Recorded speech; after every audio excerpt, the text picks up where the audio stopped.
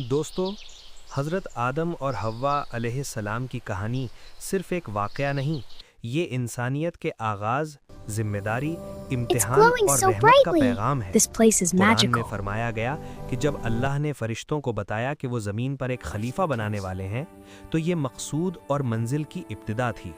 انسان کا رول صرف زندگی گزارنا نہیں بلکہ خلافت اور اخلاقی ذمہ داری نبھانا تھا۔ سورہ البقرہ میں فرمایا گیا ہے کہ آدم کو علم یعنی علم اسما دیا گیا، جو انسانی فردگی اور اخلاقی فہم کو واضح کرتا ہے۔ فرشتوں کی تسلیم اسی علم کی روشنی میں سامنے آئی۔ جنت، جو قرآن اور روایت میں ایک بہترین سکون بھرا مکان بیان ہوا ہے، وہاں آدم اور حوا کو بہت راحت اور امتیازات دی گئیں۔ انہیں بہت سی چیزوں کا لطف اٹھانے کی اجازت تھی، مگر ایک خاص درخت یعنی شجر ممنوع کے نزدیک نہ جانے کی ہدایت تھی۔ اس منعی کا مقصد صرف ابتدائی پابندی نہیں بلکہ ایک امتحان اور تعلیم بھی تھا۔ انسان کے پاس اختیار یعنی فری ول ہے اور وہ اختیار امتحان میں بدل سکتا ہے۔ پھر آتا ہے شیطان کا کردار۔ قرآن اس کو واضح طور پر وسوسہ یعنی صفحہ غلط راہ کے ذریعے بیان کرتا ہے۔ شیطان نے آدم اور حوا کو دھوکہ دیا، ان کو وسوسہ دلایا اور کہا کہ اگر تم وہ پھل کھا لو گے تو تم دونوں ہمیشہ زندہ رہو گے یا تمہیں معلومات اور عبادت میں لذت ملتی رہے گی۔ ایک دھوکہ جو حقیقت میں گمراہی کا سبب بنا۔ یہ وسوسہ یا دھوکہ عقلی نقطہ نظر سے بھی ایک فتنہ تھا۔ انسان کو اپنے اختیار پر نظر رکھنی تھی، لیکن وسوسے نے ان کے دل میں شک پیدا کیا۔ جب آدم اور حوا نے پھل کھایا، قرآن اس واقعے کو سختی اور اخلاقی پیمانہ پر بیان کرتا ہے۔ ایک غلطی ہوئی، لیکن ضروری بات یہ ہے کہ اسلام کے نظریے سے یہ غلطی انسانی فطرت کا حصہ ہے۔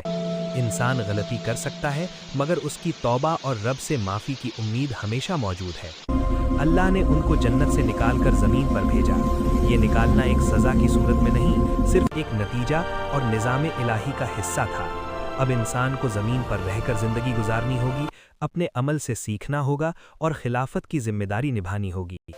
سورہ البقرہ اور الاعراف میں اس کی تفصیل ہے۔ قرآن یا روایت کسی مقامی وقت کی تفصیل نہیں دیتی کہ کتنی دیر تک آدم اور حوا زمین پر بھٹکتے رہے۔ مختلف تفاسیر اور روایتوں میں زیادہ تر اسکالرز نے بیان کیا کہ وہ عرصہ یعنی ایک لمبی مدت تک زمین پر رہے۔ اس دوران انہیں ابتدائی مشکلات اور زندگی کے بنیادی سبق کا سامنا کرنا پڑا۔ روایت کے کچھ پہلو ایمان اور ادبیات کے ذریعے اضافہ کرتے ہیں۔ ان کے دل میں شرم اور ندامت تھی، لیکن وہ اپنی غلطی کو قبول کرتے ہوئے اللہ کے در پر آئے۔ یہاں سب سے خوبصورت پہلو وہ ہے جو قرآن خوبصورتی سے دکھاتا ہے۔ آدم علیہ السلام کی توبہ جو دل سے اور پر اخلاص تھی، اللہ نے قبول فرمائی۔ اس قبولیت سے یہ سبق ملتا ہے کہ انسانی زندگی میں رحمت اور معافی کا دروازہ ہمیشہ کھلا ہے اگر بندہ سچی نیت سے مانگے۔ توبہ صرف ایک لفظ نہیں، یہ ایک ٹرانسفارمیشن ہے جو انسان کو پس ثواب اور زمین پر نئی ابتدا دیتی ہے۔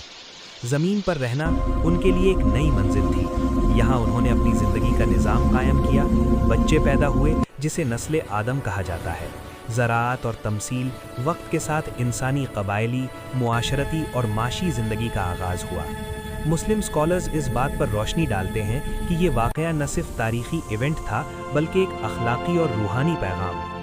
خطا کرنے کی وجہ سے انسان کا منصوبہ ختم نہیں ہوتا بلکہ اس کی ذمہ داری شروع ہوتی ہے۔ انسان کا کام دنیا کو بہتر بنانا، تعلیم اور عدل و انصاف کے ساتھ رہنا ہے۔ کچھ تفاسیر یعنی اسکالرلی کامنٹریز نے یہ بھی بیان کیا کہ آدم اور حوا کی قیامت میں زمین پر رہنے کی ضرورت نے انسان کو خوبیوں اور کمیوں کے ساتھ جینا سکھایا۔ روزی، محنت، صادقی رشتوں اور قیامتی امتحان۔ ان کی توبہ اور اللہ کی معافی ایک سیدھی مثال ہے۔ جب انسان اپنی غلطی قبول کر لیتا ہے اور سدھار کی کوشش کرتا ہے تو اس کو نئی شروعات ملتی ہے۔ اس کہانی کا ایک اور اہم پہلو، انسان کا اصل مقصود صرف خوشی تلاش کرنا نہیں بلکہ اللہ کی مرضی کے مطابق زمین پر امن اور انصاف قائم کرنا ہے۔ آدم اور حوا کی کہانی ہم کو یاد دلاتی ہے کہ ہر غلطی کے بعد بھی رحمت اور رہنمائی ممکن ہے اگر ہم دل سے توبہ کریں اور اپنے فرض کو سمجھیں۔ آخر میں یہ کہانی نہ صرف ایک روایت ہے بلکہ ایک زندگی کا سبق ہے۔ انسانی فطرت غلطی کرنے کی ہے، مگر اس کو سدھارنے، امتحانوں سے گزرنے اور رحمت پانے کا دروازہ دیا گیا ہے۔ آدم علیہ السلام اور حوا علیہ السلام کا سفر جنت سے زمین تک ہمیں یاد دلاتا ہے کہ ہر انسان کو زمین پر ایک مقصود دیا گیا ہے۔ خود غرضتگی نہیں بلکہ ذمہ داری، توبہ اور رحمت کے ساتھ اپنی منزل کی طرف بڑھنا ہے۔ اللہ حافظ۔ دوستو، حضرت آدم اور حوا علیہ السلام کی کہانی صرف ایک واقعہ نہیں، یہ انسانیت کے